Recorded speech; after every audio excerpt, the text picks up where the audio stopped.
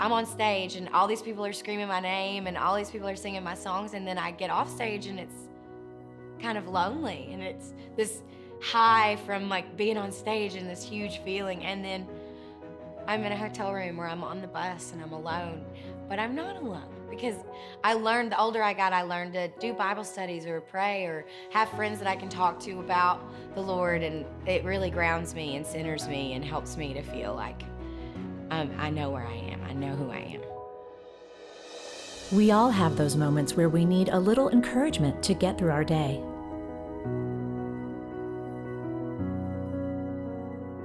Someone to remind us that we are not alone.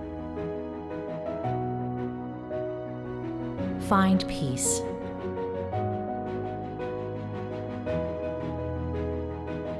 Embrace joy. Seek God daily.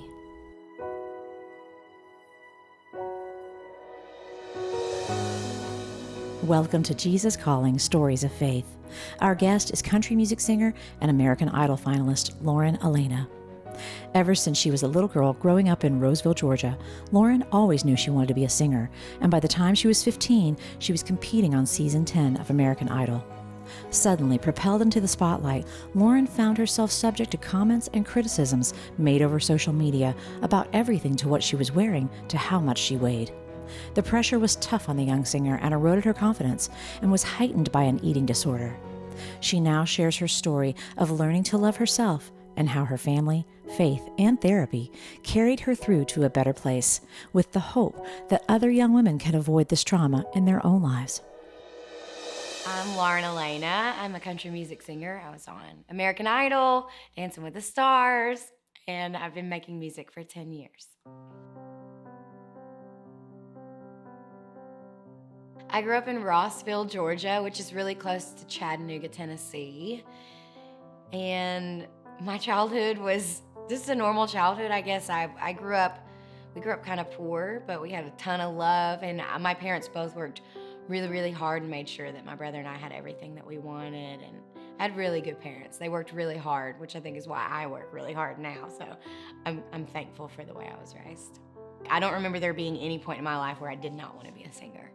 I've known since I was like 3 years old. I've been telling people since I was 3 years old I was gonna be a singer. And growing up in a place like Rossville, I remember people saying, oh, yeah, no one leaves Rossville. And I was like, watch me. I don't really know where the idea of me being a singer came from. I feel like I've always kind of known that's what I wanted to do. But the support of my family really kind of locked it in for me. My parents started driving me to Nashville when I was 11 years old. They knew that's what I wanted to do, and they could not afford it.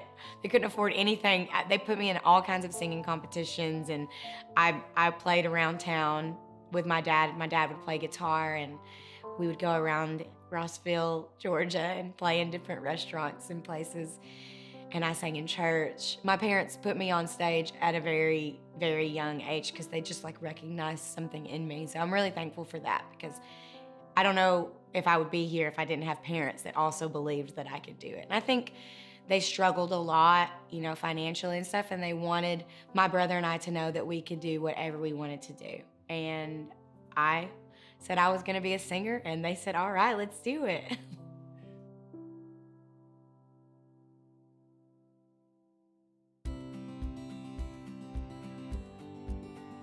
I grew up obsessed with American Idol. It was my favorite TV show. In fact, when I got in trouble, I wasn't allowed to watch American Idol. That was my punishment. And I told people from the time I was like 6 years old that I was gonna be on American Idol someday. I actually auditioned for this thing called Chattanooga Idol. And if you win that, you don't have to stand in the lines. And I got 5th place in Chattanooga Idol. It didn't even make top 3. But I auditioned anyway. My parents drove me up to Nashville, and the guy who won, I watched him audition and not make it. It was the craziest thing. I started crying, and I was like, Mom, we have to go home because he beat me. And my mom said, sit down, we're gonna stay. If you don't audition, you're gonna regret it for the rest of your life. But my parents have always pushed me to do it, just to go for it, because you only regret things that you didn't do, It's like a workout. You only regret the workouts you didn't do. I can't believe I did that at 15. The pressure after the show is what was really hard for me, because I went from being a small town girl to a girl in the public eye. And when I was on American Idol, that show was like huge. I think there were like 40 million votes the night of the finale or something ridiculous. It may have even been more than that. There were a lot of viewers, and I was kind of in my awkward phase. You know, everybody goes through the awkward phase. I just happened to go through mine on national television. And people are mean online. Like, people can be really, really mean. And I would say the hardest part of my journey was like 15 to 19, trying to figure out fame and how to be the happy-go-lucky girl, but also deal with the criticism. It was really tough for me for a while.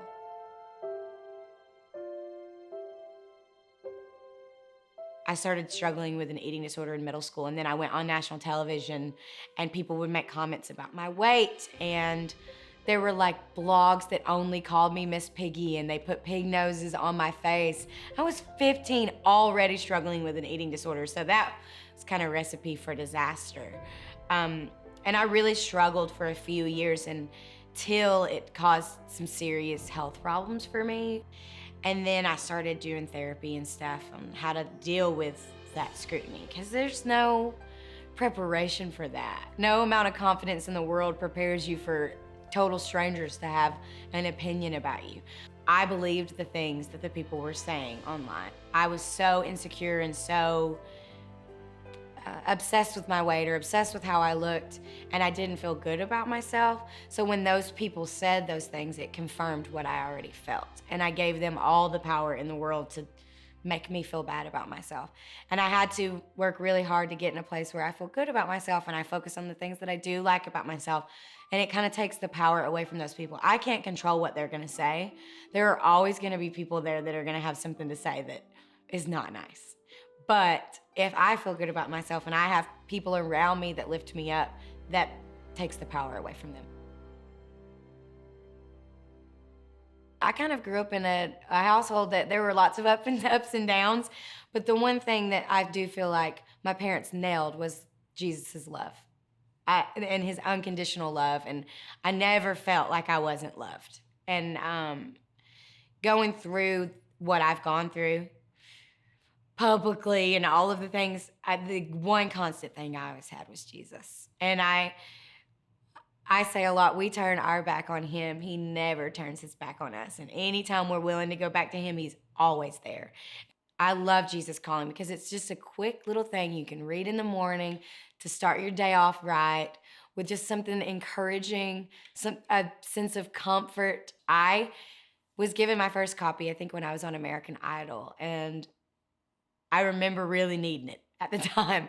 And it's so funny how just a little reminder in the morning, just a quick read, can just start the day off right. I love you for who you are, not for what you do. Many voices vie for control of your mind, especially when you sit in silence. You must learn to discern what is my voice and what is not. Ask my spirit to give you this discernment. Many of my children run around in circles trying to obey the various voices directing their lives. This results in fragmented, frustrating patterns of living. Do not fall into this trap. Walk closely with me each moment, listening for my directives and enjoying my companionship. Refuse to let other voices tie you up in knots. My sheep know my voice and follow me wherever I lead.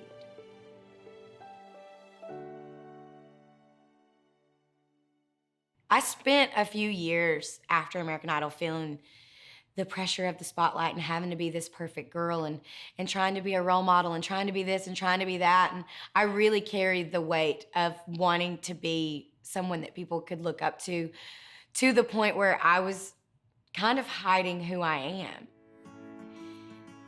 Then I started writing these songs about these really personal things, and it freed me. I don't want some young girl out there looking at me and thinking that I'm just the most confident person in the world, because I choose to be confident. It did not come naturally to me. I've always been outgoing. I've always had a big personality, but I was very insecure for a long time, and I've had to work really hard on learning to love myself. And the most rewarding thing is when a young girl comes to me and says, I grew up with an alcoholic parent, and knowing that you've gone through that and how you've pushed through that is so helpful to me. Or I had a girl that came to me and had an eating disorder from high school on, and she checked herself into a clinic because she finally realized, oh, like, I don't have to be scared to admit that I have this issue. And if I can do that, that's all I want to do. That's so rewarding to me.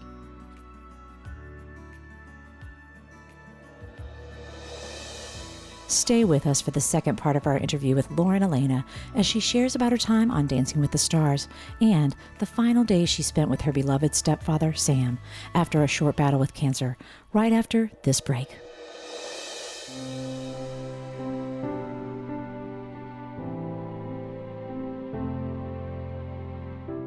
It was a pleasure and a privilege to be able to set aside large blocks of time for focusing on Jesus and His Word. I consider the Bible a priceless treasure. I enjoy reading it, and memorizing Scripture has become increasingly precious to me. It's so comforting to have God's Word in my heart all the time, guiding and encouraging me day and night. Because I revere the Bible, I always endeavor to make my writings consistent with biblical truth. Dear reader, as you make your way through the pages of this book, I long for you to embrace the joy of a close relationship with Jesus. He is with you at all times, and in His presence there is fullness of joy.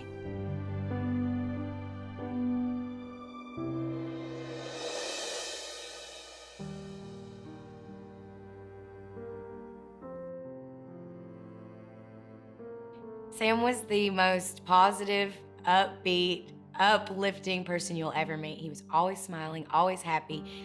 The only time he cried was, well, he was kind of sensitive, and he cried every time I sang. Every single time. He was really proud of me. And I remember when we found out that he was sick, the most positive, healthy, he ran 6 miles a day. He was healthy. You would never think that he would get sick. He had stage 4 melanoma. And when we found it, it was in his spine in like 6 places, both lungs, his liver. I mean, it was all over the place. And he fought really, really hard. And I really thought he would beat it because he was so positive. And you hear these stories about positive people beating it, you know. And it really tested my faith because he never once complained. He was so faithful the whole time and said, I'm going to be healed. I'm going to beat it. I'm gonna be healed. I mean, he said it a million times, and he always smiled. He never felt sorry for himself. I remember around August or September thinking, ooh, because he went home on hospice and the treatment didn't work. And I remember that was around the time where anger set in for me, because I just didn't understand how someone like him could be that sick, and someone who was so prayerful and so hopeful and so faithful could just be dying. I mean, he was dying. And I remember a few weeks before he died, I've never prayed more in my whole life. From the time he was sick to the time he died, I'd never prayed more. And a few weeks before he died, I remember saying to God, I know you're real and I know you're out there, but you don't seem to be listening. And when he dies, I'll never talk to you again. Because I was so mad.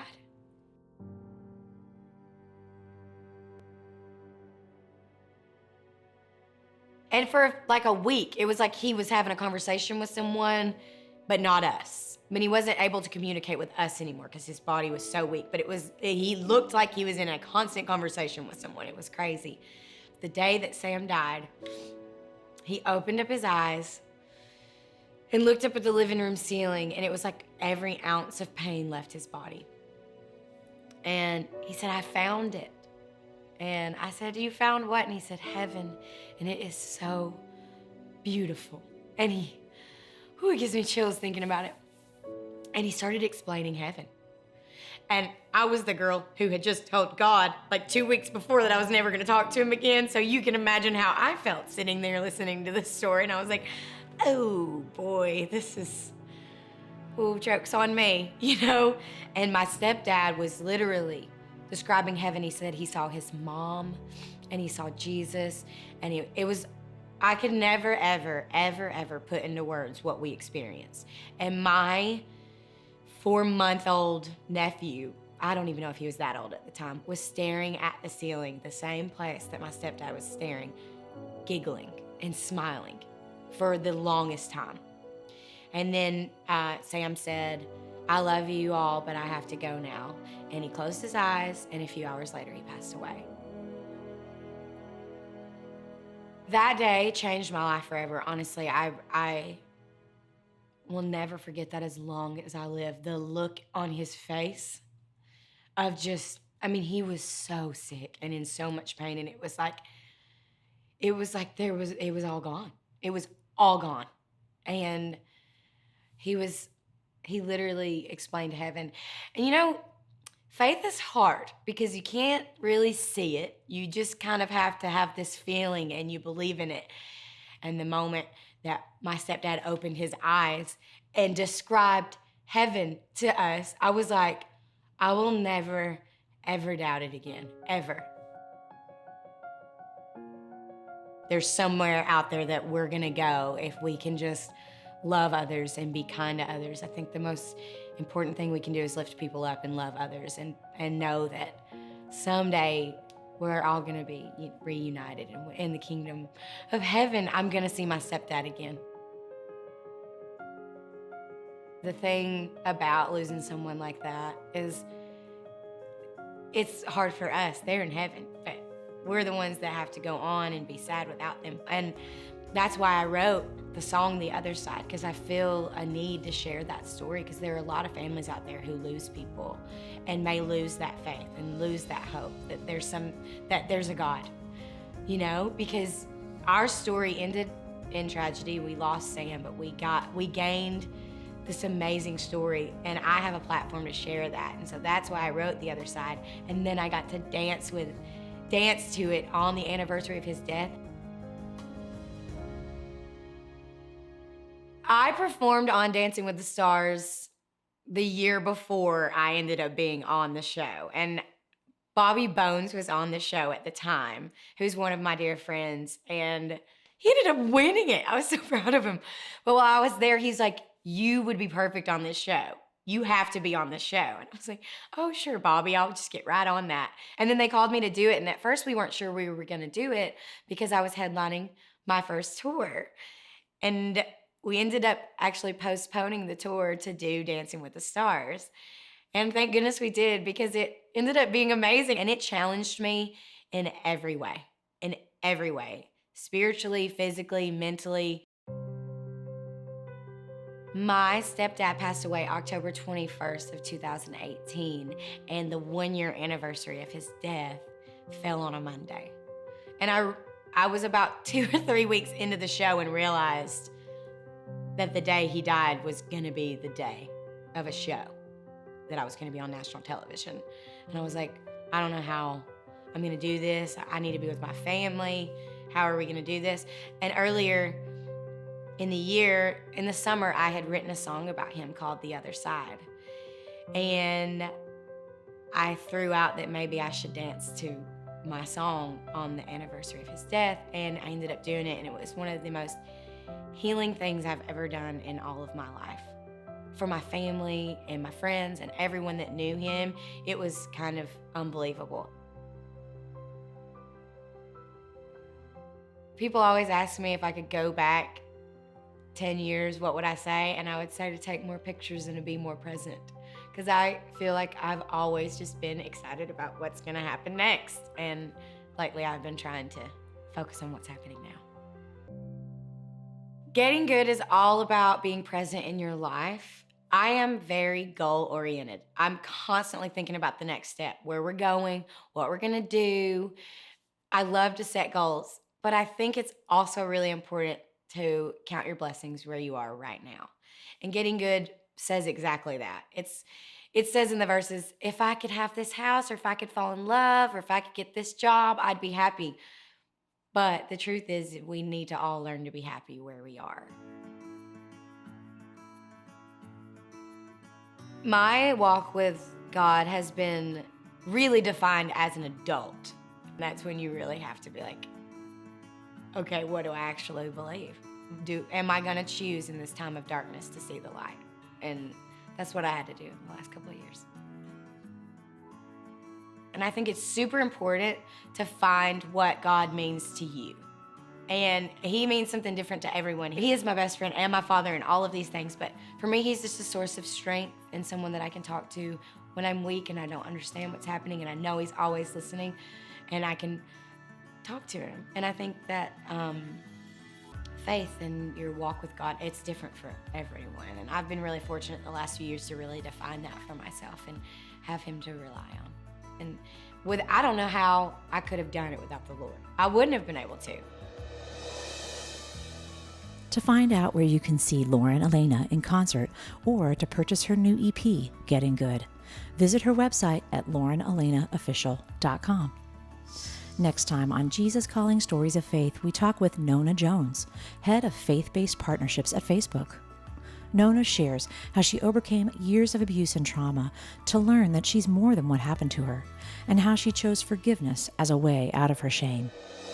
Forgiveness is one of those things that we don't talk about a lot, but it's really the key to freedom. And I had to realize that as long as I was, holding my mom, accountable and holding my abuser accountable for what happened, yes, what they did was wrong. It was absolutely wrong. And yet I was basically tethering my life to them because I wasn't free. Thank you for watching Jesus Calling Stories of Faith.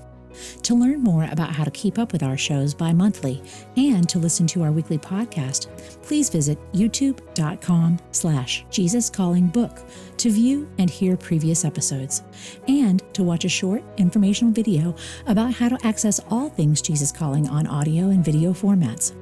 Plus, learn how to subscribe to our podcast and video channels. Your subscription helps get the word out to more people who will benefit from these inspirational stories of faith.